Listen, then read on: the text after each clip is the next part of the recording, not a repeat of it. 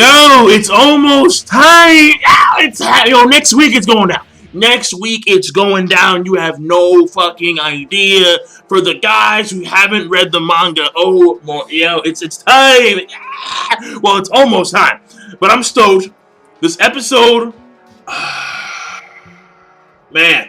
All right. So first of all, before I get started, what is up, you guys? King of Lightning here today to do Hunter x Hunter 2011 episode 130 review. That is 130 of Hunter x Hunter. Now, of course, that link is going to be in the description box down below on Crunchyroll.com. Now, the thing here is this, all right?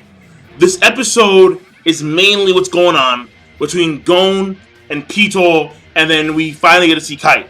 And we finally learn the truth that Kite is dead. Now, this was pretty obvious, but here's the thing, all right? Gon strongly believed that Kite was alive with all of his heart and soul. Again, you had that moment right after the incident when they had to bail because Kite came in there and took out Kite's arm. Gon's gonna charge in there, Killua knocked him out, and then they left. And then that's when Chairman Otero and Mora and Nove, that's when they come into the entire arc. But the thing here is that when Gon wakes up, one of the first things he says, and it was actually indicated in a flashback in this particular episode, Gon says to Killua with full-on confidence, shining radiant light, Kite's alive. Don't worry, man. He won't die. This creature can't kill Kite. And when he sees Kite for the first time, like this deformed, well, not deformed, but he's scars everywhere, and he is being controlled by this Nen thing. Gon still believes that Kite's alive, but the hope that he had now turns into rage. Because even though in his mind Kite was alive, he had been abused and he had been manipulated by the Chimera Ants. So this hope that he had turned into rage. And then when he finally gets the chance to bring in the person that actually killed Kite, in his mind, that wounded Kite, to help heal him, and she lays out to him, he's dead. He's dead. I can't bring him back. The only thing I can do is A, stop the body from decomposing, and B, control them with this puppet thing that I have going on.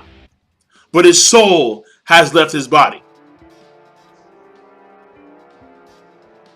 So, Kite is now confirmed dead. D-A-D, dead. Gone. Gone! Gone! Gone! Gone! Out of here. And Gon takes it, to say the least, very personally. And what I find very fascinating, he's verbally talking to himself, but then he responds in his own mind. There's one side that just completely immersed in sadness, just breaks down tears, can't even think straight, to the point where at the end of the episode, Kite begins to heal her own arm. And then he believes that it's so she can do something to help Kite, when in fact she just stated that Kite was dead. And he believes, right now his mind is in such chaos, where he believes that this was a lie that she first told him. Not the case. I mean, when you think about it from a logical standpoint, there's no reason why she would lie. But right now, there is no logic. All there is emotion. Knowing that he went through all this training to get to where he is, in the hopes of saving Kite, because that was his main thing. His main thing wasn't really to save Palm, wasn't really to help humanity. The main thing that Gon had in mind was to help Kite. And the end result of his naivete is him realizing that he was wrong the entire time. I bet you somewhere deep in here he knew that he was dead. And now that it's confirmed, the hopes that he had shattered, gone. So that's why his mind is in such chaos and turmoil right now.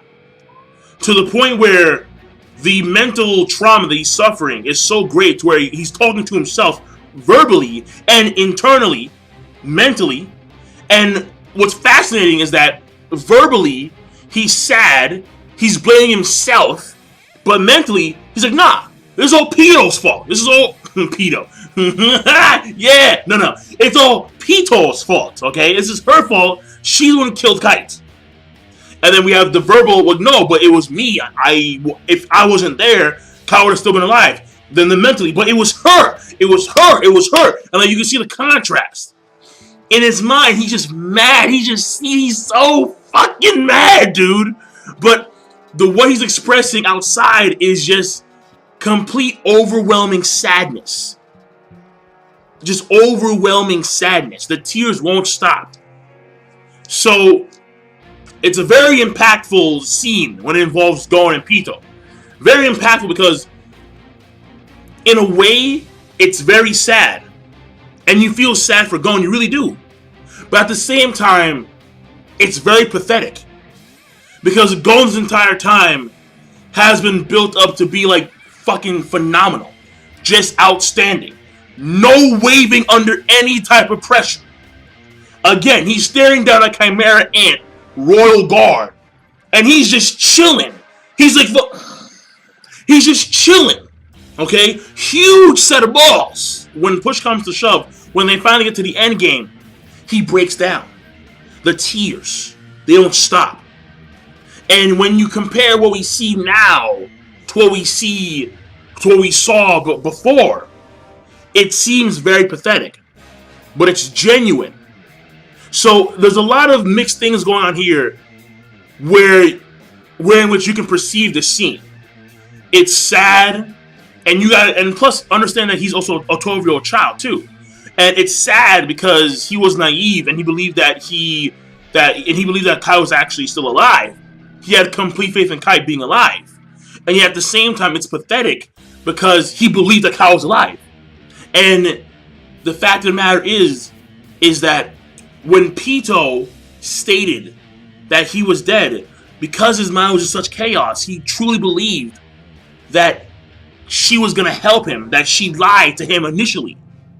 And when you compare what Gon did before, it seems just really downright pathetic. Because he was so badass. No wavering. I showed you. And now, just knees down, crying. Kaito's dead. Kaito dead. Kaito dead. Kaito dead. Kaito. And he keeps on saying that over and over and over again. So it's a very impactful scene. I like it a lot. Very emotional. Touching. Moving. The animation overall I thought was okay. Wasn't that bad. And the pacing, the majority of it did focus on that scene. We do get to see a few scenes here and there. We get to see, once again, Shao Poof manipulating things from behind. Again, the fact that he can actually change his face on a cellular level to actually look like other people and sound like other people as well. Because he sounds like Kongi when he manipulates Wolfen. Again, very Devil Saiyan-esque, alright? He can change his form and trick those and manipulate those to his own bidding, alright? Very devilish.